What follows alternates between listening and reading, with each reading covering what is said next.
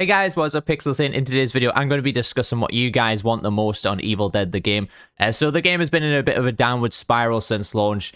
Unfortunately, the content hasn't been great. We have been getting skins and characters, but, even on the demon side of things, it's been very, very lackluster in terms of content. We got one new free demon, which I suppose was good, but in the last season pass, we only got like 2 customization things for Demon, which for me personally is really bad. I'm going to be discussing what you guys wanted most in the game next year, pretty much. I think next year is going to be the make or break point for this game. They have to start off next year strong.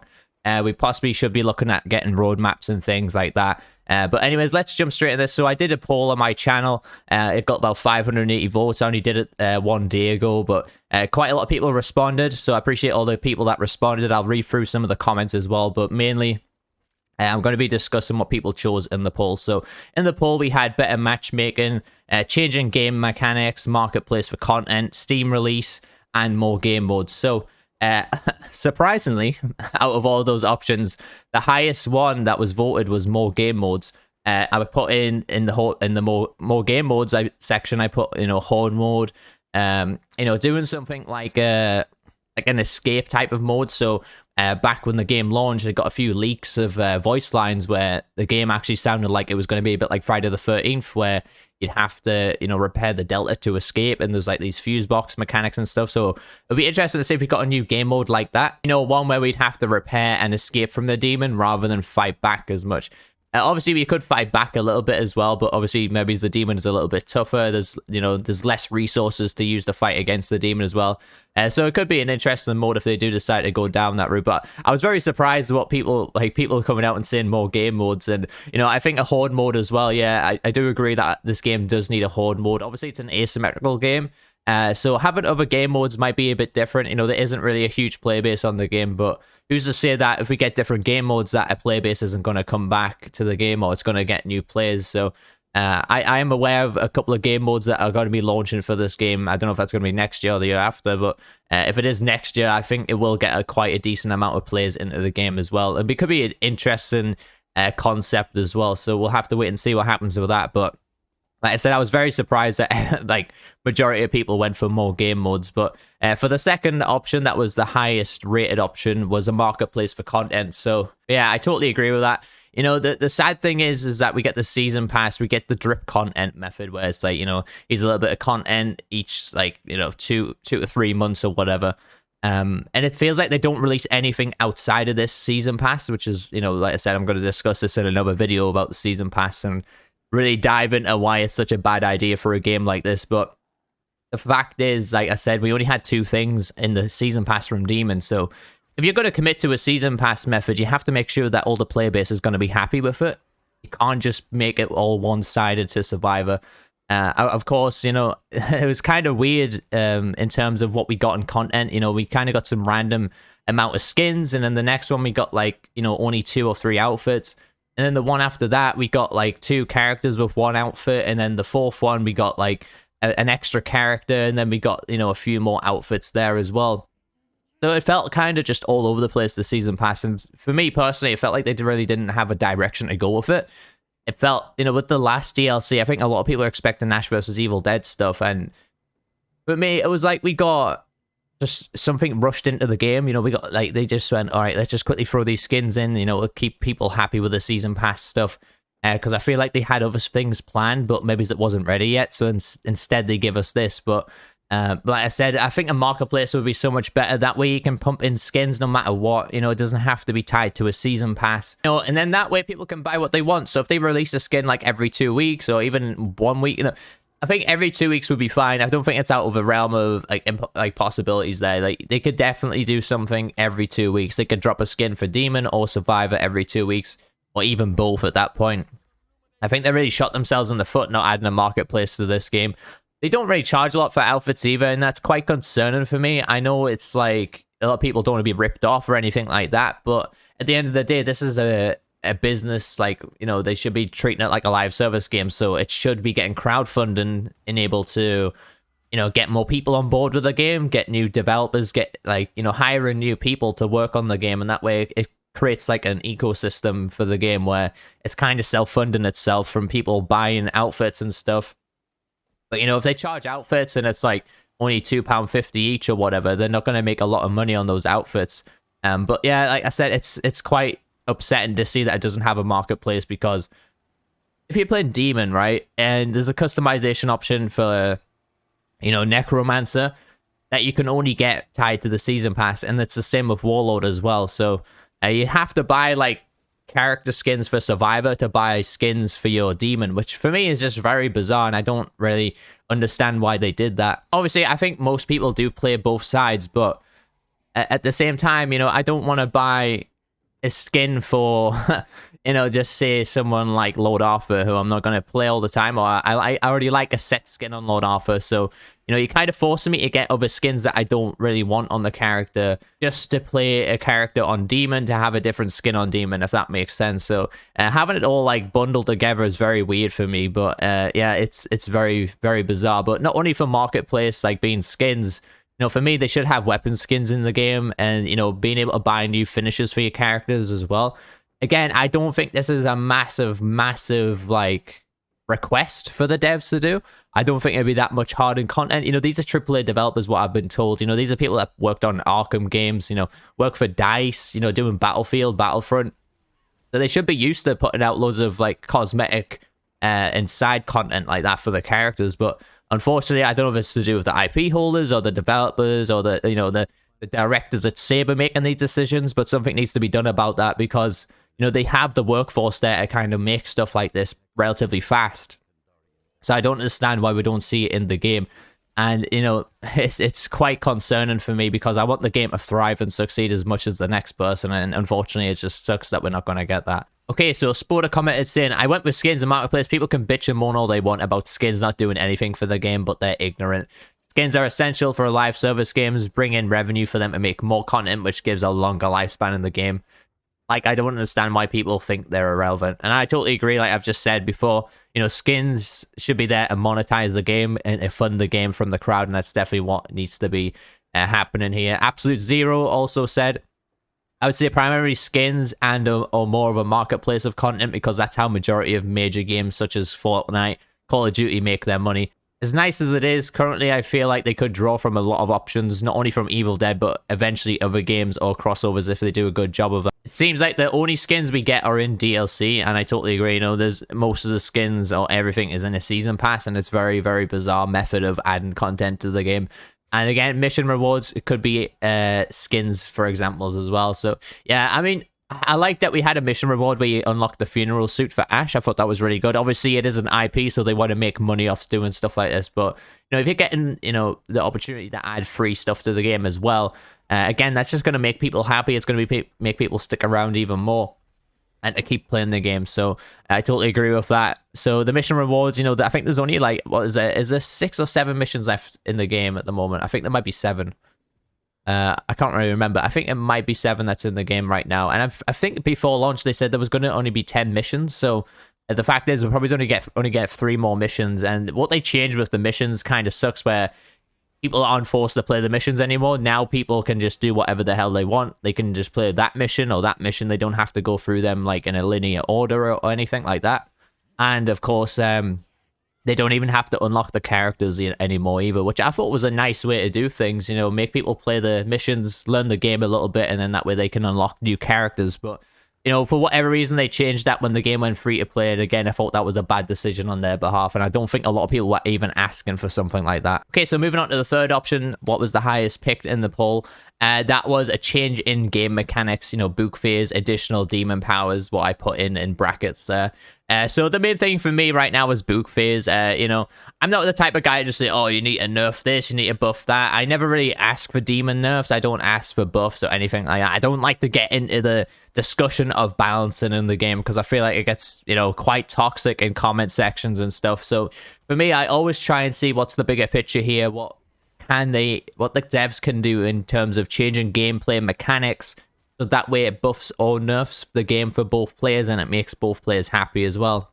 Because for me personally, I don't think the game is that far away from being balanced. I know demon players can struggle a lot, especially against really good teams, but that's meant to happen. You know, if you're playing against a good team, you don't want to feel like totally like you don't have a chance. So that's why I said that they should add additional demon powers to the game, like, you know, different abilities, setting traps yourself.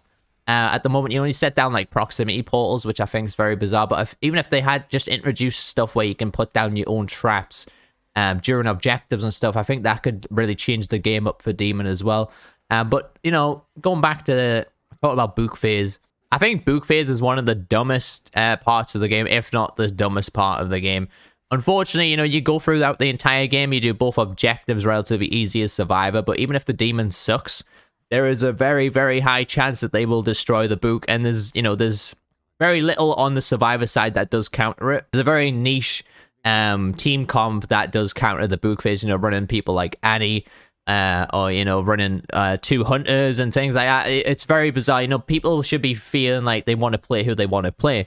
Obviously, you know, you can play support, have a decent team comp, but, you know, if you just say you're picking like Lord Arthur, and then you're picking like 2 warriors, and then, you know, just say someone's playing Pablo, those like 4 survivors aren't going to do well at the book phase, mainly because they do have higher damage, but at the same time, it's just not going to be as effective as having an Annie where it can, you know, buff up range damage to deal with possessions a lot quicker, and doing the balance bar breaking in the process for stunning the units quicker. So it's kind of a weird dynamic, the book phase, so it only really works well against, you know, team comps that are totally disjointed. But, you know, like I said, we shouldn't be forced to play a certain team comp just because of a very...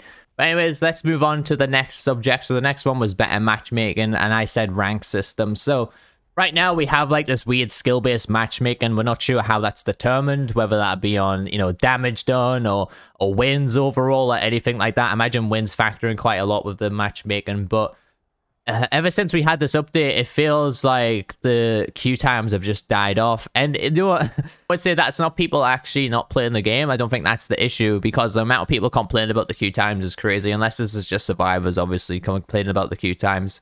But yeah, the matchmaking overall, it just feels like a horrible mess. We did get a dev update about the matchmaking saying, like, you know, this is determined on a player skill. It's not actually determined on your profile level at all. And also with this dev update, they also said they're removing profile levels from the lobby screens as well. So, you know, you're not be able to see other people's profile levels. But the fact they're removing that already when they added that, it's just very weird of decision making. Again, it gives me the vibe that they don't know what the hell they're doing in what direction to take this game in. And honestly, something needs to be done about that. But yeah, I totally agree. Better matchmaking needs to happen.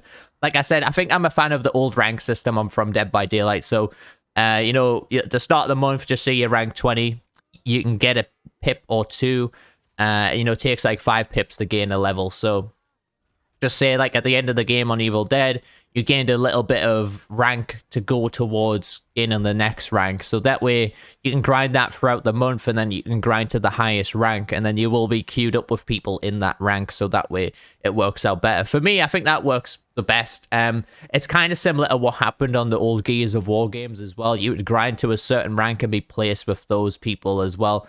You can also obviously lose rank if you lose games or if you underperform in that game as well. So I feel like that's kind of the best method to do that. You can't really do a skill-based matchmaking in an asymmetrical game because it just doesn't work. You know, I think Dead by Daylight tried it, and they currently have it in place still, but I just don't think it's a viable method at all. You know, in Dead by Daylight, it actually became escape-based matchmaking. So what happened there was, you know, say a player like me who was quite experienced at the game could run the killer throughout the entire game, but the killer could get me at the end by using like a stupid perk like no one escapes death or something, which if you didn't know what that was, it was like a one-shot perk that the killer had. So just say they one-shot me, put me on the hook, I got camped, and my 3 other teammates just escaped.